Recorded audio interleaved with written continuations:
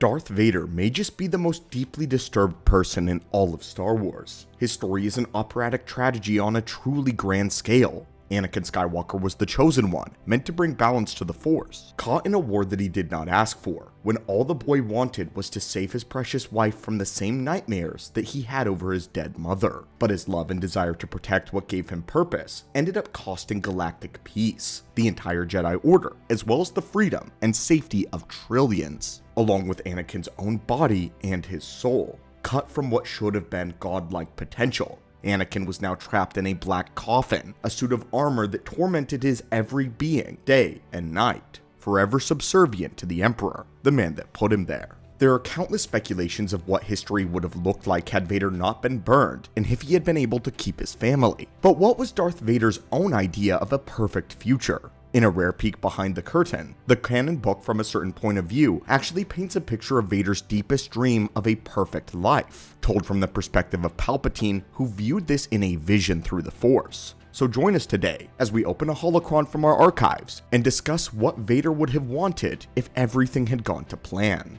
This story takes place concurrently with the opening events of The Empire Strikes Back, just before Palpatine decides to call Vader and to tell him about Luke. Darth Sidious is on Coruscant beneath what used to be the Jedi Temple, meditating at the Sith Shrine.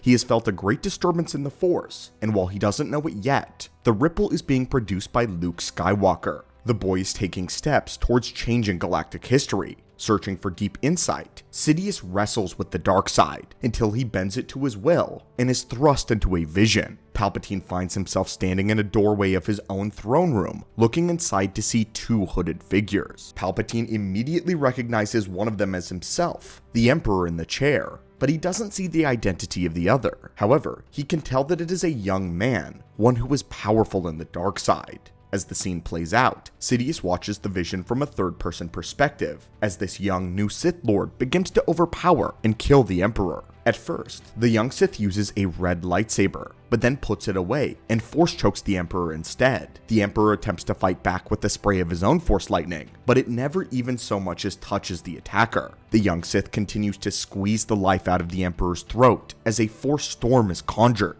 Objects around the room rattle and fling themselves at the new Sith. But again, they are repelled, falling uselessly to the floor before they even reach him. The Emperor then opens his hand and tries to reach for his own lightsaber, but as it is summoned to him, the young Sith Lord simply looks at it, stopping it mid-flight and turning it on. While still holding the Emperor, he makes the lightsaber blade float menacingly towards him. Palpatine watches as his doppelganger desperately fights back, flinging more and more objects at the young Sith, only for the counterattack to utterly fail. Finally, a voice seemingly coming out of nowhere tells the young Sith Lord to finish it, and with that, the Emperor's own lightsaber pierces his chest, and Palpatine falls to the floor dead. Watching this all take place, Palpatine is not afraid, nor is he threatened. Rather, he's curious more than anything. He knows that this is the way of the Sith, for one to believe that they can overthrow the other. It would be foolish of Palpatine to believe that some other Dark Lord in the galaxy was not planning or attempting to take the Empire. It would mean he simply wasn't trying hard enough. In fact, Sidious began to believe that he was currently looking into someone else's desires, not Lord Vader's, as he currently theorized that perhaps the dark side adept from the unknown regions was preparing to launch an attack on the core worlds of the Empire.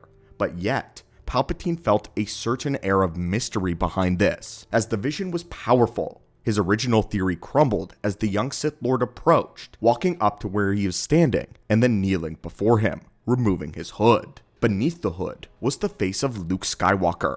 Though Palpatine did not recognize who this was at the time, this is what the book reads. "You have done well," the new voice said, its location now confirmed. It was coming from the very spot Palpatine experienced the vision, as if he was the dreamer. No, because he was the dreamer. Or perhaps he was tapping into the dreamer's vision.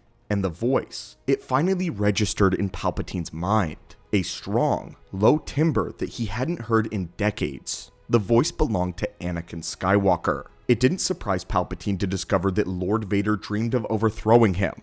All Sith Lords did. But mere dreams were usually powerful enough to cause a disturbance in the Force, even ones that carried some level of potential prophecy. Something else had been behind this. Something this powerful needed passion, it needed desire behind it. It would be this vision that would propel Palpatine to find out the identity of this rebel boy. He thought that perhaps it was a secret apprentice of Vader, but that's when the Force literally tried to shove Palpatine out of the vision. But Sidious commanded his power even stronger, pushing through the barrier, forcing himself back to learn more. The vision shifts, showing Luke on a veranda looking up at a fleet of Star Destroyers so dense that it looked like the sky was filled with stars. Bright pulses of hovering engines lighting the sky. A fleet so dense that the natural sun had been blocked out. Hovering as the source of illumination over the imperial city of Coruscant. Line after line of ships caused the entire city-planet horizon to vanish. Their collective hum almost powerful enough to tilt its axis. Below these ships, the boy waited without a cloak nor hood, simply a black tunic with lightsaber held on his belt. The vision began to move on. No, Lord Vader moved on. He walked with methodical purpose, yet something was different. No respirator. Through Vader's eyes, the vision continued, and as he set to cross the threshold, his gaze turned, breaking focus from awaiting the boy for a moment to catch his reflection in a window. And that is when Palpatine saw. There stood Vader, not a hulking tank of black armor, but a man. He was whole. The familiar face of Anakin Skywalker peered back at the reflection, a face that hadn't existed in more than 20 years. He looked as he had last lived, the vertical scar over his right eye partially hidden behind rugged dark locks of hair, strong chin framed by an intensely focused stare. He remained clothed in dark brown Jedi robes crossed over broad shoulders, and the only difference was the red-bladed Sith lightsaber on his belt that Darth Vader now used. And with that image came a grand realization. This was no mere vision. This was a delusion, a hope, a wish, a desperate dream. It was everything that Darth Vader wanted, or it was everything that was taken from him. Palpatine found this deeply amusing, but he was still intrigued. There was something deeper going on. Before moving on to the boy, Vader turned to see another joining them. Palpatine was not surprised in the least to see Padme coming to join the group, alive and well. It was Vader's delusion after all. This confirmed it. And together they strode out under the sea of Star Destroyers. But then the vision continued, and Palpatine would get a surprise. Luke addressed them as mother and father. This is the moment that Palpatine learns the identity of Luke Skywalker as the son of Anakin. But in this moment, he was shocked and wondered how long Vader had known and kept this hidden from him. This is what the novel reads. Luke, Vader said, "You have done well." A gloved hand rose, gesturing to thousands of ships in the sky. "Behold, my son, the most powerful fleet in the galaxy." This person, the soul of Darth Vader within the still whole body of Anakin Skywalker, looked up, staring above his son as countless ion drives came to life. The twinkling blue-white globes suddenly bursting with intensity before wave after wave launched into hyperspace. Within the vision, the ground shook, and what had merely been the rumble of launching vessels turned into a catastrophic shaking. So powerful, it was physically impossible on an artificially regulated planet like Coruscant. From afar, the Imperial cityscape evaporated into white. The veranda, so meticulously recreated in the vision, began to absorb the white, turning Durasteel curves into an empty canvas. The white bled into every physical corner of the space, swallowing the apartment, and even the shadow of Senator Amidala. The ground-shattering sound dropped away, leaving only the quiet breath of father and son. All that remained was Darth Vader and this Luke Skywalker. "Yes, father," Luke said.